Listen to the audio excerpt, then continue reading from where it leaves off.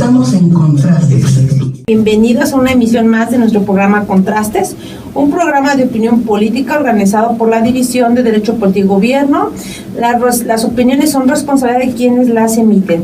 Saludo con mucho afecto a mis colegas y amigos Jesús Ramírez Macías, Fernando Díaz Pérez, Reinaldo Bernardo Ojeda, que el día de hoy estarán acá en el programa, y bueno, su servidora Aide Hernández, quien modera este programa de opinión política. Por favor, no olviden los teléfonos abiertos. La radio es el teléfono de la radio 73 21 684 con la ADA 473. La página de Facebook Contrastes de DPG con mayúsculas. Por favor, llámenos, mándenos un mensaje. Su opinión es muy importante porque, bueno, el programa trata de generar opinión. Esto es muy importante pues, si queremos consolidar una democracia en México. Muy bien, como cada semana nosotros estamos viendo un tema, un estado, las elecciones. Hoy toca Puebla, pero bueno, antes una reflexión que bueno ha impresionado bueno a nosotros en un tema particular, que es el tema de la violencia en los jóvenes. Y nada más hacer un pequeño 2 minutos sobre una nota que pues Fernando Díaz encontró y que la verdad sí es de preocuparse y que la vamos a dejar nada más ahí para que vayamos reflexionando y en su momento tocaremos el tema con la prioridad que esto implica. Fernando. Gracias, buenas tardes.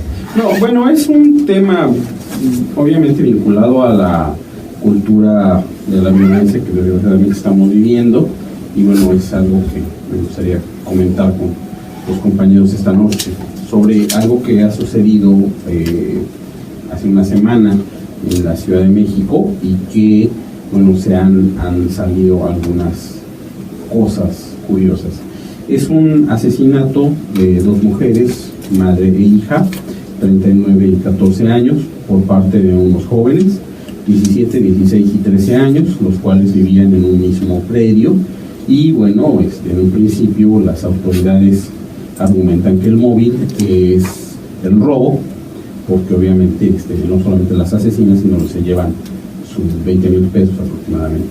Sin embargo, las investigaciones han dado a conocer algunos datos interesantes y preocupantes para yo creo que toda la sociedad, particularmente los que somos padres. En realidad se trató de un asesinato organizado, orquestado, perfectamente calculado, porque en las casas de uno de los muchachos se encontraron no solamente los planes, sino encontraron planos de la habitación, inclusive una maqueta hecha de plastilina y bueno, la secuencia de cómo debería de ser este ataque. Resulta que el muchacho de 17 años, el instigador principal, buscó la información de cómo asesinarlos en las redes sociales y buscó cómplices en las redes sociales, y bueno, solamente 2 personas, 2 muchachos fueron los que hicieron eco a su llamada. Y bueno, pues el muchacho resulta que pues es hijo de un servidor público de seguridad pública que a lo largo de su vida ha visto la cuestión de las armas, la cuestión de la táctica militar, y de hecho uno de ellos dice gustaba vestirse con la ropa de camuflaje de sus progenitores, y bueno, muy muy obsesionado con los videojuegos de violencia. Mortal Kombat es el que señalan, y pero el trasfondo también no es, o sea, se trataba de un juego de iniciación, porque en realidad ellos querían hacer dedicarse a ser sicarios. Entonces el dinero lo iban a utilizar para comprar armas y para tener sus herramientas de trabajo. Aquí el tema entonces está la cultura de la violencia, la cuestión de las redes sociales, de las redes, cómo se pueden usar las redes los sociales, videojuegos, videojuegos, etcétera. Bueno, ahí está ¿no? Y yo creo que eso es un tema que a mí no vamos a abundar mucho, pero me parece que en su momento tendremos que darle importancia, que es porque es una sociedad violenta y dónde la estamos generando también, ¿no? Muy bien, después de esta pequeña situación que sí es un tema social, vamos a pasar al tema de Puebla, que es la elección que hoy nos compete. Y bueno, para eso tenemos un invitado, que bueno, como lo hemos intentado, es un especialista, ahora sí que profesor, investigador, en este caso de Puebla, para que desde allá, ¿verdad?, nos dé mayores referencias de cómo están las elecciones en Puebla ahorita con contrincantes PRI, PAN, PRD, y veamos cómo está el contexto. Hola, Hervey, ¿estás ahí al aire? Buenas noches. Mira, no es malo, nada más una pequeña presentación y pasamos como a este tipo de preguntas aquí con los compañeros. Son tres, aparte de mí, Fernando, Jesús y Reinaldo. Entonces, nada más una pequeña presentación, Hervey, y pasamos a las preguntas sobre las elecciones en Puebla. Claro, gracias. ¿Dónde estás? ¿Dónde eres profesor? Digamos, ¿qué temas son las líneas que trabajas? Soy profesor en la Benemérita Universidad Autónoma de Puebla, en la licenciatura de Ciencias Políticas. Ya llevo 5 años ahí, soy politólogo, egresado de la UNAM, maestro de Ciencias Políticas. Actualmente curso el doctorado en Ciencias Políticas también. Básicamente aunque las elecciones por presidente no es un tema de investigación de un servidor, pues que por la disciplina siempre estoy atento al proceso. Ahora es un proceso muy interesante porque después de la alternancia que hubo en el 2010, pues ahora está la posibilidad de que vuelva, bueno, el PRI por supuesto que, como ellos dicen, quieren recuperar, ¿no? Volver al poder, o que el PAN se afiance, esa posibilidad, ¿no? Por las elecciones que únicamente serán para gobernador, no serán para otros cargos de elección, para casi 2 años, porque habrá elecciones concurrentes en el 18, Puebla está en el proceso jurídico-político, y vamos ya más de la mitad en Puebla de campaña. Hay cierta tendencia, aunque sabemos que en las elecciones hay factores que días antes pueden influir. La incertidumbre, aunque algunos digan que no existe, es una perspectiva profesional y personal, considero que sí existe la incertidumbre, que como en todo hay grupos que están atentos a las mismas, hay grupos desinteresados, lamentablemente, ¿no?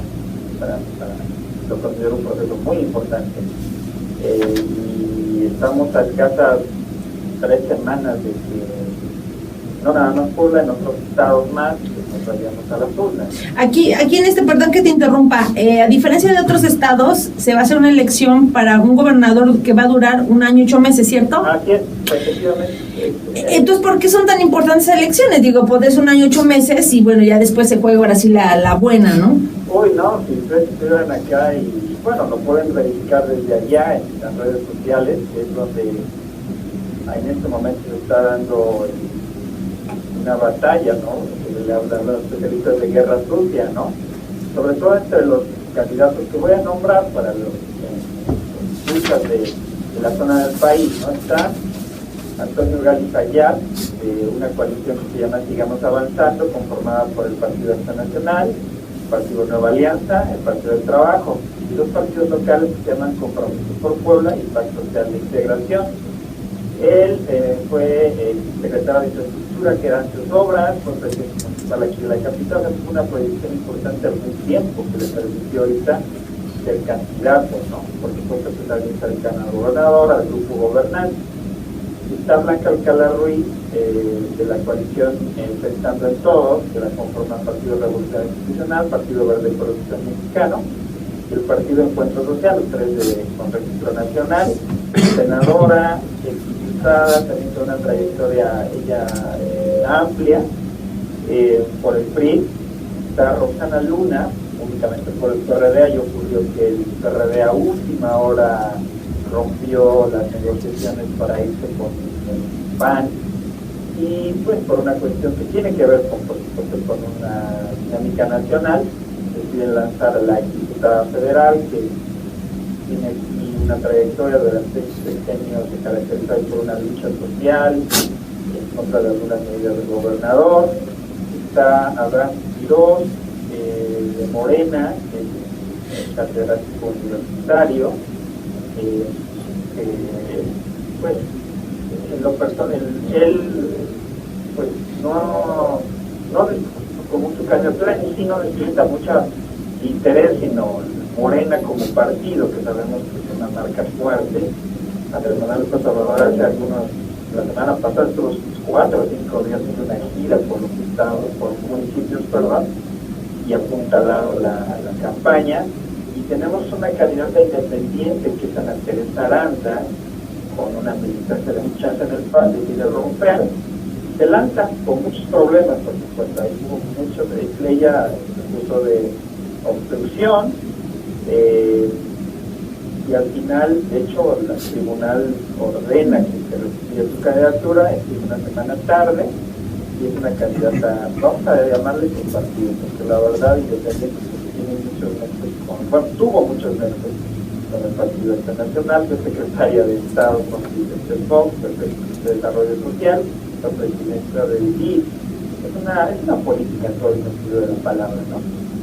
Entonces, en este sentido, por ejemplo, ahorita va, digamos, el PAN en la cabeza, según lo que dicen algunos medios. Pues hay estudios demoscópicos, anteriormente encuestas, serias algunas, el Financiero hace un tiempo publicó alguna, hay una encuestadora local de la mano de un periódico que está haciendo un ejercicio todos los lunes, por cierto, de hecho yo escucho un programa por internet, en el que muestran una tendencia, ¿no?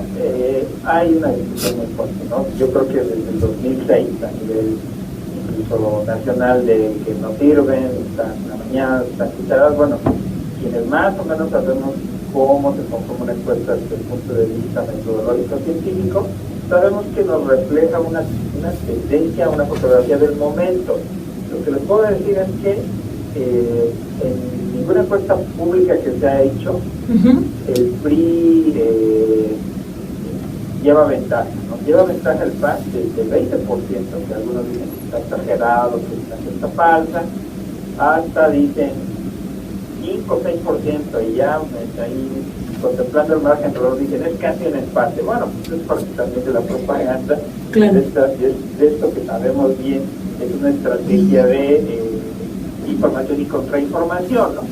Y lo que yo les puedo decir es que el PRI, hasta donde yo he monitoreado, no ha presentado ninguna encuesta donde vaya y era empatar, ¿no? Ahora, aquí fíjate que aquí está bien interesante esto, porque el PAN me parece a mí que no, digamos, en este tema de rendición de cuenta, parece que presenta algunos problemas de corrupción en el estado de Puebla, parece que, digamos, no ha cumplido, y aún así el votante sigue votando por el PAN. ¿Esto cómo lo explicas?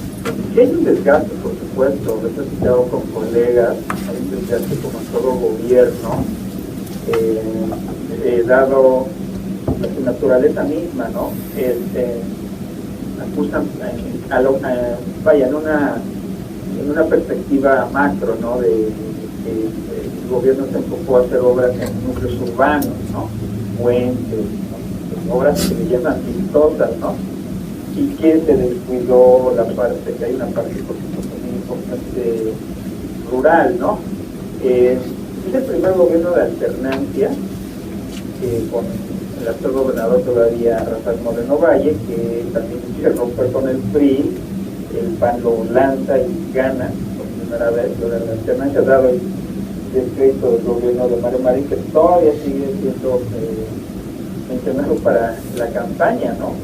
No se tiene aquí llama que es que le dice que es que fue realmente iniciar con el pie izquierdo, que Blanca Alcalá se tomó una foto en su primer día de campaña, ¿no? Porque la parte oponente se la utilizó para desacreditarlo, ¿no? Sí hay desgaste, hay grupos que por haber afectado sus intereses están en contra. No obstante, algunos especialistas plantean sí, pero en términos generales el gobernador no está tan mal evaluado. Ah, fíjate, ahí está. Bueno, Efectivamente, si no está tan mal evaluado, y es por eso que pues el candidato, que es como candidato es un buen candidato, conecta y tiene esas posibilidades más o menos de dar a todo. Es un candidato pues, como a la vieja usanza, ¿no? Se conecta bien con la gente, y es lo que le ha permitido pues hasta ahora, según los estudios, llevar la delantera. Blanca Alcalá, que como inicio, cuando planteaban su posibilidad de ser candidata, la verdad era la que menos quería la clase gobernante actual, porque pues sí trae buenos números, es conocida, senadora, también como la primera presidenta municipal mujer, o sea, trae una buena historia política. Pues ahora le ha costado trabajo, sobre todo remontar los señalamientos, ahora con la cuestión de corrupción. Hace una semana aquí estaba todo lo que da una propiedad que tiene, ¿no? De una propiedad de 13 millones según la prensa, y pues cada semana esto ha sido objeto de una campaña. Ella plantea negra, y plantea que al final de cuentas se quise poner en lo público pues sus bienes, pues ya no, hasta donde yo he visto, ella no ha desmentido, y le ha costado mucho trabajo establecer agenda, más bien ha estado a la defensiva, y es por eso que algunos explican que no levanta, ¿no? Porque pues también el PRI ha sufrido un desgaste.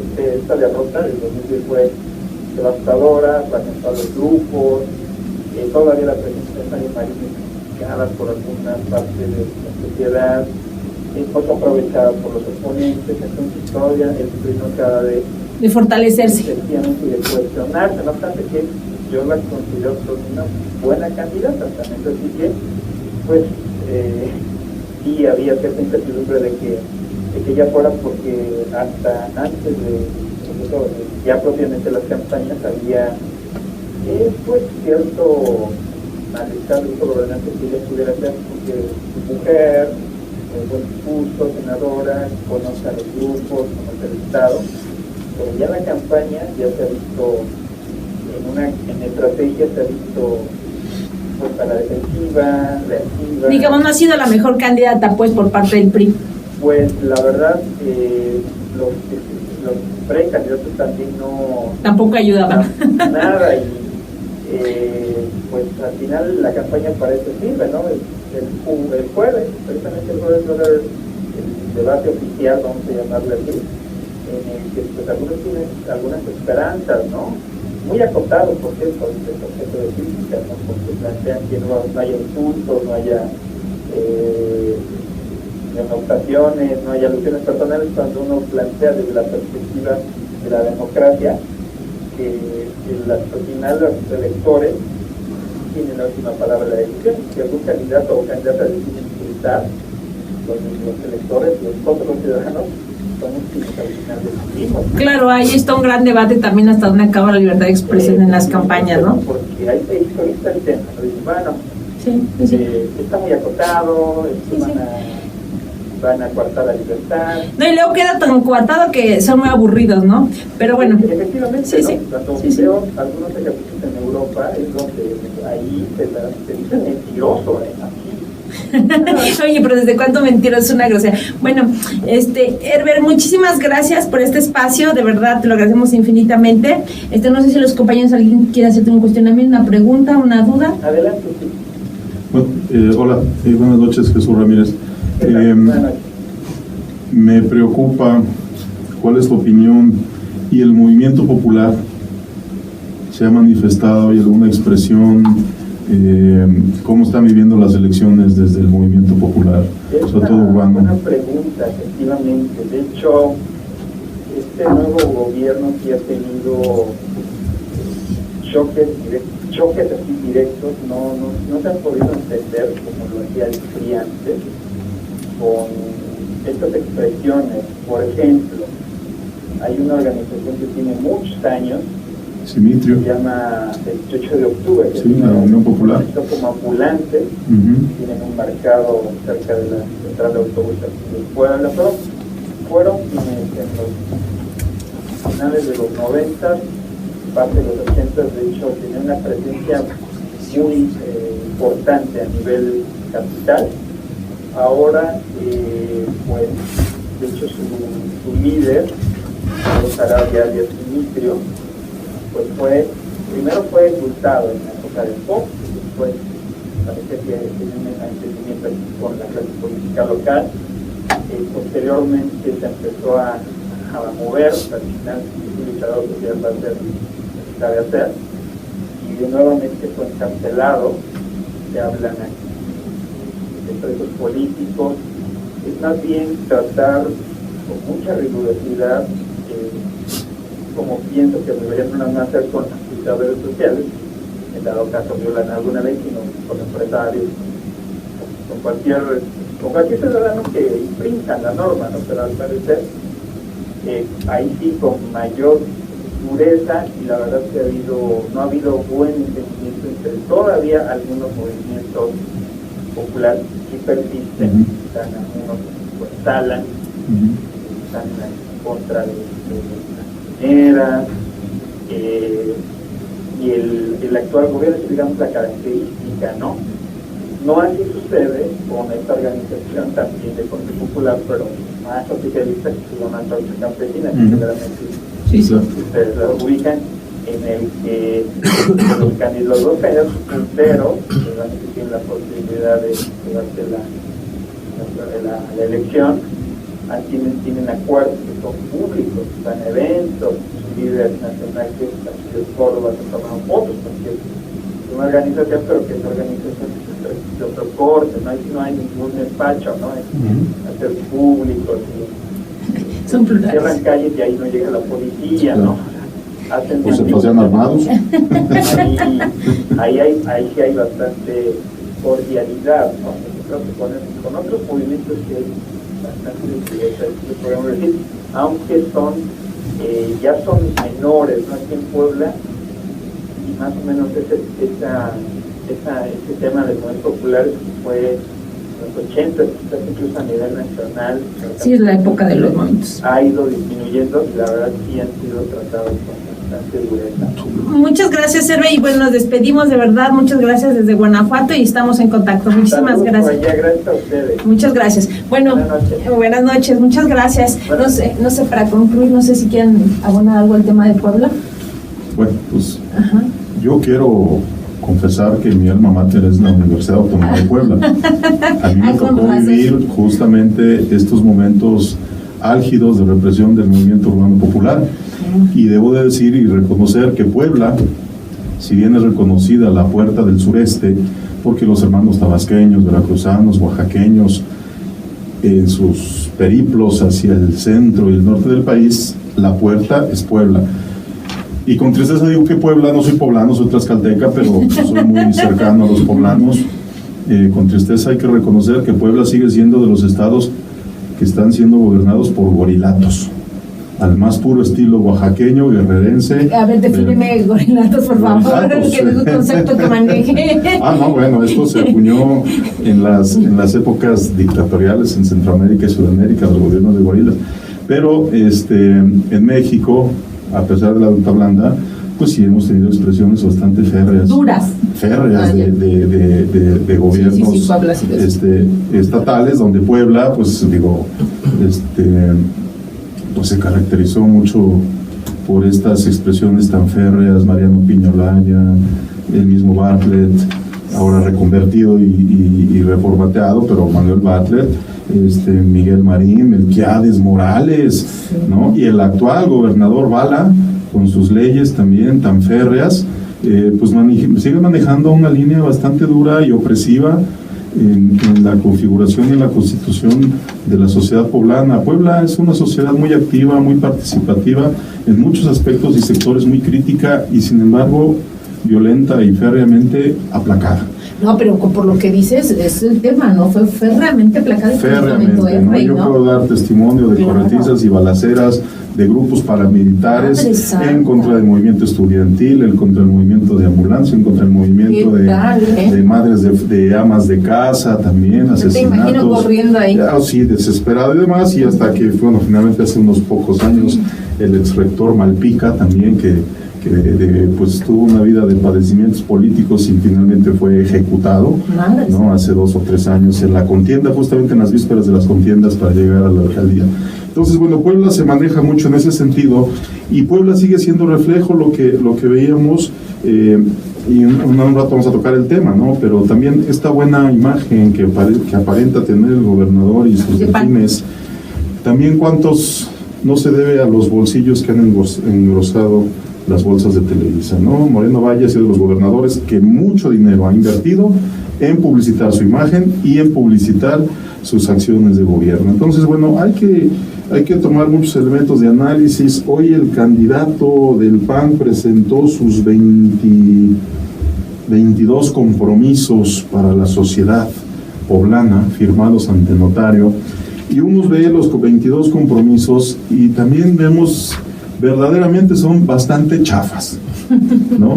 A lo mejor están pensados para 1 año 8 meses de gestión, pero qué lamentable que en 1 año 8 meses se pueden hacer cosas muy importantes si nos tomáramos en serio la función pública y no solamente como un trampolín para seguir abonando a campañas políticas. Ahí tenemos un grave problema en que la política se malentiende y no entendemos que la mejor política o la mejor grilla es la chamba bien hecha. Y entonces vemos 22 compromisos de verdad. A ver, nombra 2, 3 que dices, eso es posible. Miren, por ejemplo, aquí se puso como reivindicador de la cuestión de género. Entonces ofrece un gran compromiso donde dice que hombres y mujeres en su gobierno con igual nivel laboral tendrán el mismo salario, ¿no? Entonces Oye, pero eso está bien, o sea, es interesantísimo para una población tan pujante como es Puebla, de 5 o 6 millones de habitantes, con la cuestión y la problemática indígena, que en su gobierno hombres y mujeres ganen igual. Vaya, hay que reconocer al señor que se quebró la cabeza. O por ejemplo, fíjense que está pensando en un programa de presupuesto participativo. Ya me imagino la estructura programática presupuestal rígida, trasnochada, como la han estado aplicando, pero va a haber un programa de presupuesto participativo. Muy interesante lo que estos señores gorilitas están planteando, ¿no? Y bueno, pues ahí podemos trabajar desde un municipio 3 días de cada mes. Hombre, bueno, lo que dices es que, o sea, lo que no es que estas sean malas, sino que además, digamos, son de trascendencia, es lo que quieres decir, sí, ¿no? Me refieres, Fernando, por favor. ¿Qué trascendencia? No, que no son de trascendencia, ¿no? A eso me refiero. Porque importantes son, o sea, que haya que... No, debe de ser lo normal que 2 personas que tengan el mismo trabajo ganen lo mismo. Pero eso no pasa, es que ese es el punto. Sí, pero como compromiso de campaña. No puede ser porque es lo normal, o bueno, quiere decir que entonces él conocía situaciones anómalas y por qué no las denunció. O sea, porque tienen que ser cuando llegue al gobierno. O sea, ahora, y solo me preocupa que solo en su gobierno, solo los que tengan el privilegio de trabajar con él. O sea, yo y mis cuates vamos a ganar igual, y mis cuatas. Ya entiendo. Pero el resto de la sociedad poblana, el 99.88% se quedará igual. Exacto. Pero mis cuates y mis cuatas van a ganar igual, secretaria y subsecretaria. Bueno, aclarar ese punto está bien. Van a estar muy bien. Entonces, bueno, pues se agradece que cuide a sus cuates. Lástima que no sea cuate de ellos, ¿verdad? Pero pues así se lo sobre el tema municipal, exactamente quién sabe qué quiso decir, pues, que gobernará desde un municipio 3 veces, gobierna Puebla, o sea, todo el tiempo va a estar en un municipio, entonces quién sabe qué quiso decir. Sin embargo, efectivamente el gobierno de Moreno Valle, el gobierno anterior que lo patrocina, pues creo que ha sido uno de los gobiernos poblanos, bueno, ya Jesús nos ha hablado de cómo son, pero creo que se ha caracterizado por su venia antimunicipalista, porque hay que recordar que el problema más importante derivado de la aplicación de la ley Bala de violación de derechos humanos en Puebla fue porque le quitaron facultades a las juntas municipales. O sea, la junta municipal tenía ¿cómo se llama?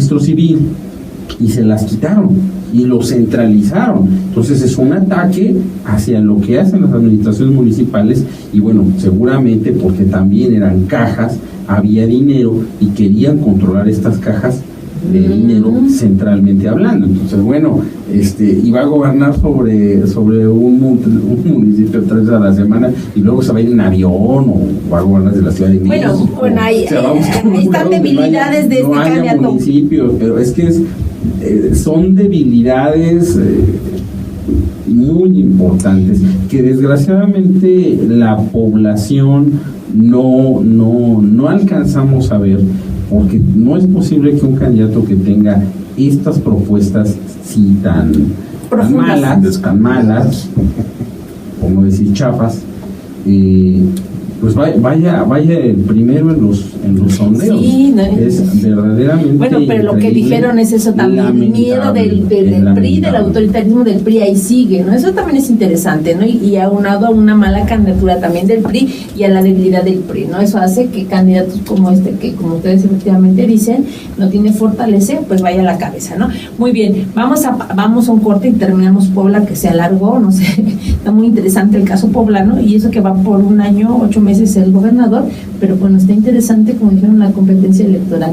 Y nada más quiero aclarar, Puebla es importante en relevancia electoral, entonces, híjole, es un tema de que el PRI tiene que, pues, asume la pérdida de este estado, que es muy probable que pase, ¿no? Muy bien, vamos con el caso Beltrones. Bueno, anunció con bomba en platillo que en Tamaulipas el PRI se dio cuenta de que había candidatos con fuertes lazos del narcotráfico y bueno, los han quitado. Aquí la pregunta que lanzó al aire es porque apoyaron al candidato del PAN o porque tenían lazos con el narcotráfico fueron destituidos. ¿Quién quiere opinar al respecto? Te veo la cara, Jesús. Bueno, es evidente, ¿no? Que el desliz que cometieron los 3 candidatos en zonas serranas y rurales del estado, evidentemente fue el apoyo que brindan a candidatos del PAN. El mismo Beltrones lo dice. Aún no tenemos las evidencias, porque si las tenemos, las presentaremos ante la PGR. No, qué fuerte. Yo destituyo y después investigo, a ver si hay relación. Ya que se encargue la claro. PGR. Entonces, yo creo, bueno, una vez más, es la muestra del estado de descomposición que se vislumbra. No, y el que no se disciplina, vaya, ojo, yo creo que ahí también, eso es una llamada clara. Hago referencia, compañeros politólogos en el CIDE publicaron una cuenta de Twitter promocionando sus maestrías, que el problema actual de la democracia en México ya no es tanto lo electoral, ya no es la democracia electoral, sino el comportamiento de los candidatos que resultan electos, es decir, se pueden hacer o no buenos gobiernos. A mí me preocupa y me espanta Beltrones, y por lo tanto él y su partido, ¿no? Finalmente él, desde hace muchos años, llevamos ya varios lustros, sospechando que él es uno de los principales sospechosos del nexos con el narcotráfico. Sí, para empezar, desde Sonora. Sí, a mí me encanta, eso, ¿no? Y luego sus amigos de Aguascalientes y, en fin, ahí ya una conexión muy, muy tremenda que después, pues, como que ha pasado el olvido y dejemos esos nexos de Beltrones. A mí me preocupa Beltrones con esto, el manotazo y este manotazo tan autoritario que se vive en el PRI. Me preocupa con una declaración del 30 de abril en Chihuahua. En Chihuahua, el presidente del PRI, Beltrones, pidió a los demás candidatos que no son del PRI, improvisados sin experiencia, a hacerse a un lado de la contienda electoral. Los improvisados que no tienen experiencia deben hacerse a un lado, sobre todo esa experiencia de gobierno. Y después, al final de la entrevista y de las declaraciones, dice que sus candidatos a presidentes municipales y a gobernador pueden solucionar y resolver los problemas de Chihuahua. Insisto, me preocupa Beltrones porque a mí, como estudioso de la administración pública y creyente del servicio público, la profesionalización de las estructuras administrativas y de la profesionalización del burócrata,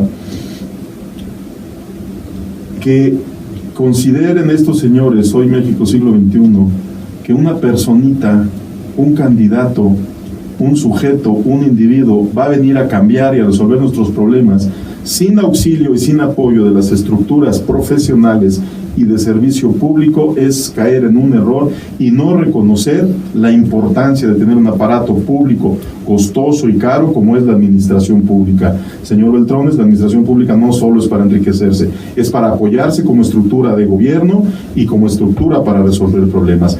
A mí me preocupa esta visión tan trasnochada del señor Beltrones y que bueno, después acusan a López Obrador de mesiánico cuando él anda vendiendo sus propios mesías locales en Chihuahua y ahora en Tamaulipas y expulsando además a sus propios judas que no se sientan a la mesa del Señor. Aquí en este tema yo creo que en estas preocupaciones, digamos, si nosotros transitamos a la democracia en el 2000 y dijimos, ya este es un nuevo gobierno y porque el PRI, digamos, se quedó atrás, una de las fortalezas del PRI antes del 2000 era la disciplina partidaria. Esa era una de las grandes fortalezas. Y yo creo que hoy una muestra de esta disciplina partidaria es que estos tres candidatos se les haya acusado de nexos con el narcotráfico y se les haya destituido desde el CEN del PRI. En este contexto, Fernando, estamos ante una nueva disciplina férrea del PRI, que es el caso de Tamaulipas, o simplemente es un partido que está reconfigurándose y dejando fuera el narcotráfico, como muy bien lo dice, lo señala, mejor dicho, Beltrones.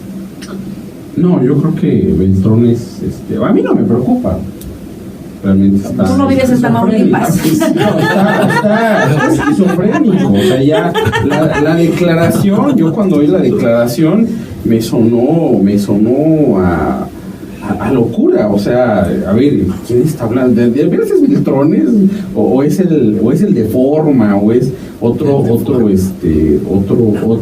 noticiero de chiste? Porque la nota de decir, a ver, Tamaulipas está tan mal por la violencia, por el narco, por culpa del PAN, que nunca ha gobernado Tamaulipas. Así como que órale, que no tiene la culpa el que hace, sino el que pasa, ¿no? O sea, te pueden culpar por cualquier lado. Yo no veo una cuestión de disciplina, más bien es un efecto muy autoritario frente a candidatos que bueno, eso no es disciplina partidaria, Fernando. Lo que ellos están señalando es, a ver, somos candidatos a presidentes municipales, el gobierno del estado del PRI nos deja solos, solamente con un gobierno panista es el que nos está ayudando, las redes panistas son las que nos apoyan. Ok, soy candidato del PRI a presidente, pero para gobernador apoyo al candidato del PAN. Ay, pues eso no, es muy raro. Es muy raro. Yo pues no sé hasta dónde podemos avanzar en estas formas políticas. Nos parecen nuevas. Yo no sé qué tan nuevas sean, cómo se den en otros lados. Son formas de relacionarse diferentes que a lo mejor no las entendemos por nuestro primitivismo político, pero a lo mejor deben de ser, digo, yo no los defiendo no, nosotros no, si estuvieron o no inmiscuidos en el narcotráfico. Su candidato a gobernador fue ministro de Tomás Yarrington, claro, que hoy es prófugo de la justicia por narcotráfico. Que eso se los dijo Anaya, y el otro candidato del PAN en la adolescencia robó un automóvil y robó armas en los Estados Unidos, estuvo preso. Entonces, la gran desgracia de Tamaulipas es que no hay un candidato que sea presupuesto. No, por eso insisto, ya con esto le paso el micrófono a Rey. Desgracia. Pero lo que hace Beltrones es autoritario, pero ya está tirado a la locura. O sea, ¿cómo vas a creer que el que nunca ha gobernado es el que tiene la culpa de que todo esté tan mal? No, y además es por la cortadita, todo el mundo está en ese tema. Ellos no hicieron los pactos con el narco. Por eso hay insisto, que averiguar quién fue y cuando veamos seguramente pues, será algún personaje del PRI. Por eso insisto, o sea, todos están en el narcotráfico, como ella cree que quitan a 3 por el narcotráfico, o sea, eso es una excusa. El tema es el apoyo al PAN Reinaldo, y con esto pasamos. A mí me llama mucho la atención que desde el 2015, inicios de 2015, el mismo Beltrones salió a decir que sus candidatos a las próximas elecciones van a ser cuidados, van a ser personas íntegras y van a ser también personas que respaldarán el partido totalmente, ¿no? O sea, investigados pues al interior. Y hoy, a escasas unas semanas de la elección, pues Beltrones se da cuenta que estos candidatos No, tienen pero que todavía ver los van a con- investigar. Ah, no, sí, o sea, él dice ya, del partido los corremos y le quitamos la candidatura, ¿no? Pero, y bueno, ahorita va a haber el proceso de investigación. Pero él ya lo da por hecho, como lo decía el doctor Ramírez, pero implicaría más, ¿no? Decir, bueno, ya damos por hecho, hemos logrado quitarlos porque son mala imagen para el PRI en No, Tamaulipas. y además ya el proceso judicial encima, ¿no? Ya está todo encima, pero decir, oye, pues no solamente los quito, sino ayudo a que los encierre, ¿no? Por esta mala calidad, o efectivamente, ¿no? Pues apoyaron al gobierno del PAN, y ahí está el castigo, que me llama la atención. También Manlio Fabio dice en Twitter, y actuaremos igual con todos los casos en todos los estados. Bueno, No, pues actuarán sí, igual, se se quedarán sin sin candidatos. candidatos, yo creo, de aquí en adelante. Se actuarán igual con el gobernador del PRI, actuarán igual con los otros candidatos a gobernadores, con el de Veracruz, en fin. Y me llama también mucho la atención, pues, la oportunidad totalmente de los otros dos líderes de los partidos prominentes, el PRI, el PAN y el PRD, ¿no? Que salieron inmediatamente a decir, claro, qué bueno que los hayan No, destituido y ahora les toca a todos los demás, pero pues nada más hay que recordarles que para tener lengua larga hay que tener cola corta, ¿no? Y ellos mismos, pues en sus propios partidos y sus propios candidatos, pues no están muy limpios, que digamos, ¿no? No, pues ahí está, bueno, este es un castigo, me nos queda claro, y bueno, vamos a ver si esto ayuda a la disciplina para que le quede claro a los demás candidatos, pues que no puedan andar apoyando otros gobernadores de otro partido. Muy bien, vamos al siguiente tema, que es un tema también súper importante, que salió también en la nota nacional, que son las cuentas oscuras de Televisa, y aquí, bueno, Jesús tiene una información muy importante. Y ahora viene con todo, Jesús. No, bueno, hay muchas, hay mucha información al respecto. Digo, en primer lugar,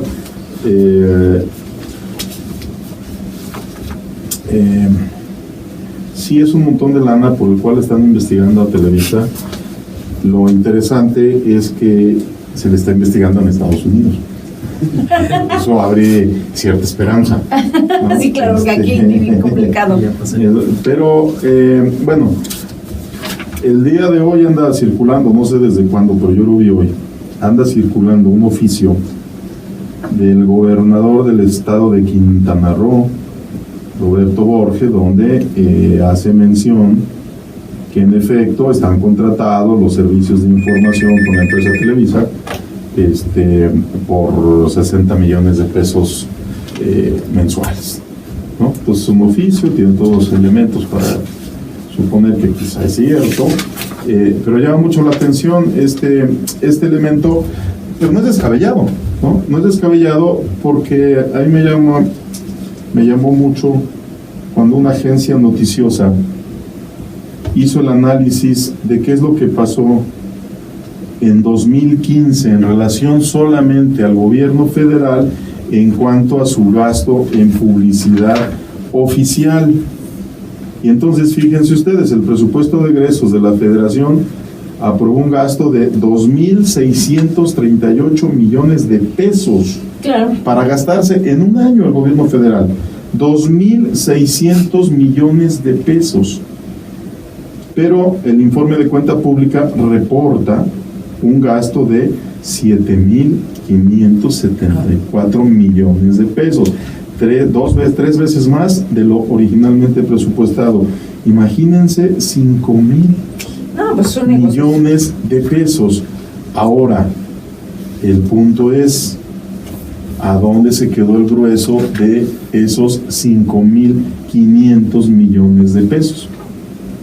No es difícil imaginarse que en las cuentas de Televisa y de Televisión Azteca principalmente, claro que hay agencias locales, regionales a las cuales hay que aceitar y tenerlas contentas, pero principalmente los dineros se quedan en las cuentas de Televisa y de Televisión Azteca. Y entonces ese dinero, pues ingresarlo en una contabilidad real, pagar impuestos y todo lo que esto implicaría y hacerlo transparente y fiable y en el país, pues son cuentas inmanejables, tienen que buscar otras alternativas. Además es mucho dinero que no se puede que no se puede transparentar, que no se puede declarar abiertamente. Y bueno, pues vemos aquí entonces el caso del gobernador de Chetumal, de Quintana Roo, que es el oficio que anda circulando en las redes de 60 millones de pesos al mes, pues también dirían ellos no es tanto en comparación al nivel de gasto en publicidad oficial en solamente un año. Claro. En este año 2016 los pronósticos es que va a seguir aumentando por las complejidades que se están viviendo, y entonces a mayor descrédito de los gobernantes, a mayores pifias, claro, a mayores hierros, pues entonces obviamente mayor gasto en propaganda y en publicidad oficial. Entonces, bueno, creo que aquí hay una conexión bastante complicada entre cómo se maneja el dinero público en publicidad y en propaganda oficial, las televisoras que lucran abiertamente y alegremente con ello, porque además en época electoral ya está medido también, claro, de cada peso que gastamos en nuestras costosísimas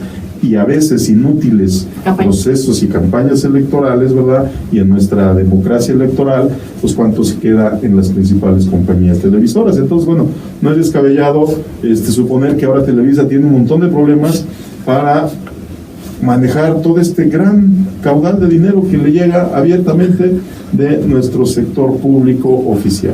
No, y fíjate, aquí este tema es muy importante. ¿Por qué? Porque desafortunadamente Ciudadano, eso lo dicen pues las encuestas, que todas las que se han hecho, pues que sigue informando vía televisión. O sea, la información del Ciudadano es por la televisión. Entonces, los partidos políticos, si quieren que llegue una información, pues tiene que ser por la televisión. Entonces, el gobierno, para legitimarse, esta parte de manipular al ciudadano, sigue siendo por la televisión. Entonces, seguimos trabajando en esta parte mediática tan importante, y bueno, ejemplos claros de la importancia de la televisión, pues es el mismo presidente Enrique Peña Nieto, ¿no? O sea, recordemos que como gobernador del Estado de México, pues se publicitó pues 6 años en campaña a nivel nacional, cosa que a nosotros la mayoría nos venimos iba de qué estaba haciendo él, ¿no? Entonces ahí está el poder mediático como un ejemplo, que aún así, a pesar de que ya se miden, a pesar que los partidos tienen el mismo tiempo, sigue habiendo mañas raras para que los políticos sigan interviniendo en la televisión, ¿no? Los infomerciales. Exacto, ¿no? Entrevistas raras y extrañas, ¿no? Y cosas que se aparecen los candidatos justo en los partidos de fútbol y cosas así, ¿no?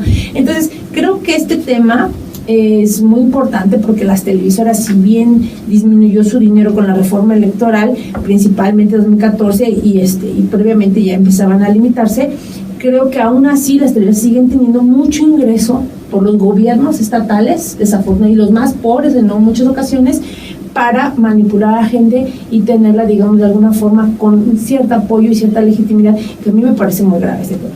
Entonces, no sé si alguien quisiera abonar, para si no, Fernando, por favor. Bueno, esa es la cuestión que ya se ha platicado mucho, y seguramente politólogos y comunicólogos nos pueden decir sobre la reglamentación de la publicidad gubernamental, la necesidad de una claridad en términos de las pautas de esta publicidad, porque sí, efectivamente, el caudal de recursos públicos, porque son recursos públicos, recursos de nosotros los ciudadanos, de los que sí pagamos impuestos, pues van a dar a la parte privada de las empresas. Entonces, primero hay esta cuestión. Segundo, generar nuevas formas de comunicación. Esperamos la tercera y la cuarta cadena de televisión. ¿Quién sabe dónde andarán? Pero también necesitamos, yo creo que este país necesita urgentemente una cadena de televisión pública, pero que sea realmente pública, no gubernamental, claro, sino pública. A lo mejor, pues aquí Jesús, que es el experto, nos comentará una cuestión casi así, una autónoma, con su propio consejo, con su propio patrimonio, con pautas más vinculadas al Estado, que a lo mejor estamos soñando, ¿no? Claro, sí. Pero bueno, son cosas importantes, porque la sociedad tiene mucho que decir, más allá de lo que los gobiernos quieren que nos digan, o los gobiernos quieran presentarse a la sociedad. Entonces, pues sí, es que los infomerciales caen en lo ridículo.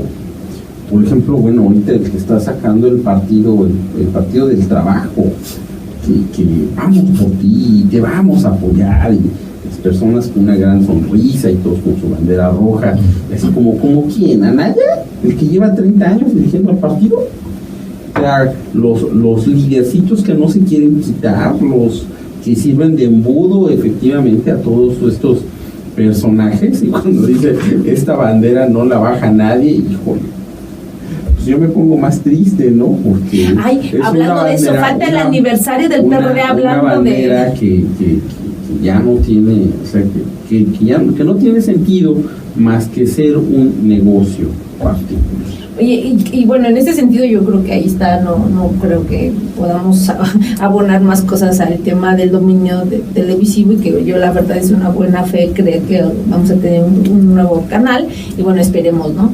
Pero fíjate que en este contexto que estamos hablando de los partidos políticos fue también el aniversario del PRD.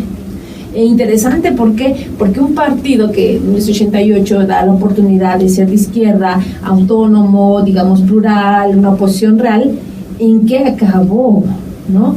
Entonces, Fernando, tú que estuviste ahí en esos orígenes del PRD, ¿qué opinas de este aniversario? ¿Fue un aniversario? De 27 años. Yo no me di cuenta, yo pensé que era una defunción. Sí, la mayoría era una muerte. Yo pensé que ya era la fiesta final, que se iba a cerrar el changarro, la clausura. Apagar la luz, apague la luz cuando salga. Pues pareció eso, porque, la verdad. Porque el partido, bueno, pues sí, yo estuve por ahí, no voy a decir más.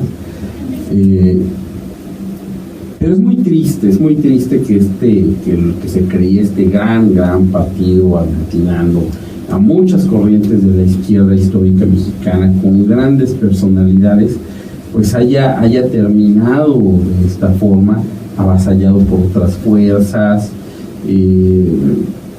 arrinconado por sus opositores. No, y ellos mismos, Fernando. Yo creo que el PRD no puede culpar a los digamos, no, por eso, o sea, yo no estoy diciendo que los demás, estoy diciendo el partido en sí mismo. Sí, o sea, el partido, la gente que maneja el partido al final fue el que se puso en esa circunstancia. Cuauhtémoc Cárdenas salió por la mano. Todo el mundo salió, todos los que tenían dignidad salieron. Yo no sé qué hace Pablo Gómez allá adentro, pero bueno. Sí me explico, o sea, algo estará haciendo, ¿no? Pero bueno, quién sabe, ahí juntando los pedazos. Realmente es una historia muy, muy, muy triste, y pues lo que vimos el telón, y lo que vamos a ver en las próximas elecciones es efectivamente ya el final de la fiesta. Sí. Yo creo que con estas elecciones, 5 de julio el partido se acaba, y entonces se le va a hacer al PRI, el partido que nace el 2 de julio y muere. No, qué fuerte. Rey.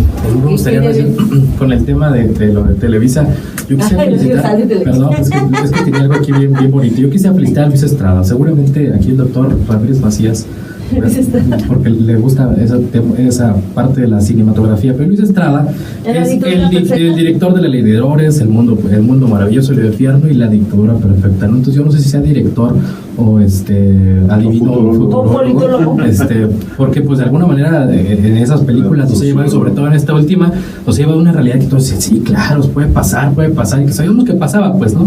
Pero hoy, después de los papeles de Televisa, podríamos decir, en todo lo que hemos tenido, todas las cuentas oscuras,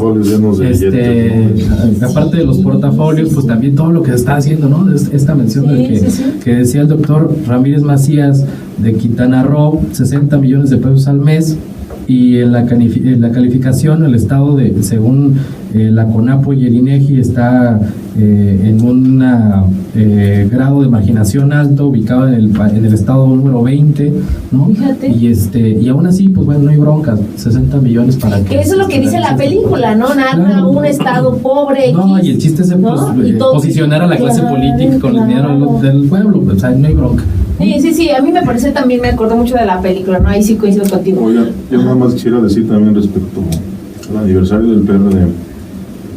que no todo está perdido y no todo es amargura, porque Sí, si no también hay que... ¿crees en el PRD? No el PRD.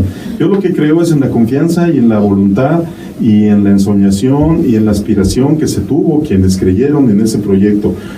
El problema viene cuando se burocratizó y tuvo que constituirse en un partido, pero también hubo un movimiento en torno a ello. También recordar que en los 80 y principios de los 90 quien puso los muertos por la democracia era el PRD. También no hay que olvidarnos que hubo gente buena y gente de abajo y gente líder y gente convencida. A mí me tocó estar en la declinación de don Eberto Castillo a la candidatura de Cuauhtémoc Cárdenas y verdaderamente la esperanza fue muy grande y había mucha buena gente por todos esos lados y en esas concurrencias. Creo que tampoco hay que comunicar tanto desaliento a la sociedad cuando un partido como este en lo que terminó se muera, porque creo que la esperanza debe seguir estando viva de que la sociedad se puede organizar y de que la sociedad se debe movilizar. Pero ahí sí, perdón Jesús, perdón, pero ese es tema de historia, lo que fue el PRD 88. Lo que fue, pues claro, pero por eso vamos viendo cómo, claro, el problema es cuando lo que tenemos que criticar y estar muy desalentados es de nuestra estructura de partidos. Todos están pasando en crisis garrafales. Exacto, sí, claro. Lo que no debemos de creer de los partidos como están constituidos actualmente y tanta lana que les estamos metiendo. Sí. Pero en lo que sí debemos de creer es en nosotros como sociedad, en tener una voluntad de cambio de viva. acuerdo. Y eso no se debe de morir, que se mueran los partidos, no la voluntad. Fíjate que con eso coincido, creo que los partidos, yo creo que están dejándose la oportunidad de cambio, por eso digamos las candidatas independientes están surgiendo y como tú bien dices, creo que el papel está en el ciudadano y yo creo que el tema del programa es eso, ¿no? Generar ciudadanos críticos que podamos, digamos, transformar algo que los partidos no han hecho. Ni harán porque ya se están muriendo todos. Exacto. PRI, PAN, PRD, se están muriendo. Y me gusta con el tema con que concluimos y ya termina el programa, de que la fuerza está en los ciudadanos. Yo creo que está en lo social y no en lo político. Entonces con esto, pues le agradecemos muchísimo haber escuchado este programa y bueno, la verdad creo que cerramos muy bien y entonces sigamos informándonos como ciudadanos y sigamos participando.